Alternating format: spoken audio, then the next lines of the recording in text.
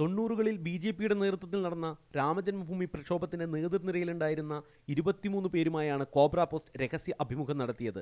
ഇതിൽ വിശ്വ ഹിന്ദു പരിഷത്തിന്റെയും ബി.ജെ.പിയുടെയും ബജ്രംഗ് ദളിന്റെയും ശിവസേനയുടെയും മുതിർന്ന നേതാക്കളും ഉൾപ്പെടും. ഉമാഭാരതി, വിനയ് കത്യാർ, സാക്ഷി മഹാരാജ്, ആചാര്യ ധർമ്മേന്ദ്ര, മഹത് വേദാന്തി തുടങ്ങിയ പ്രമുഖരെയെല്ലാം ഒളിക്യാമറയിൽ കോബ്ര പോസ്റ്റ് ഇന്റർവ്യൂ ചെയ്തിട്ടുണ്ട്. ഗുജറാത്തിലെ സാർഖേജിൽ ബജ്രംഗ് ദളിന്റെ നേതൃത്വത്തിൽ 1992 ജൂൺ മുതൽ ബാബരി പള്ളി തകർക്കുന്നതിനുള്ള പരിശീലന പരിപാടികൾ തുടങ്ങിയതായും അഭിമുഖത്തിൽ പങ്കെടുക്കുന്നവർ വെളിപ്പെടുത്തുന്നു. The RSS VHP Bajrang Dal combined held a secret meeting at Hindu Dham at Ayodhya a day before the demolition. The meeting was attended by Ashok Singhal, Vinay Katiyar, Dalmia, Moropant Pingle, Mahant Avaidyanath, and it was decided in the meeting that the Babri Masjid had to be brought down. മുൻ സൈനിക ഉദ്യോഗസ്ഥരടക്കമുള്ളവർ പരിശീലന പരിപാടികൾക്ക് നേതൃത്വം നൽകി.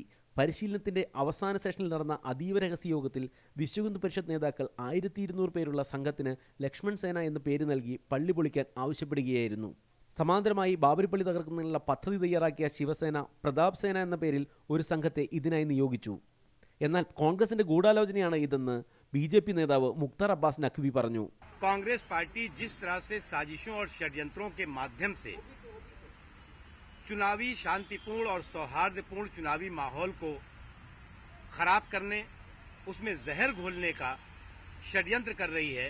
തെരഞ്ഞെടുപ്പിന്റെ സുഗമമായ നടത്തിപ്പിന് cobra പോസ്റ്റിന്റെ വെളിപ്പെടുത്തലുകൾ തടസ്സമാണെന്നും ബി.ജെ.പി ആരോപിച്ചു. മീഡിയ 1, ഡൽഹി.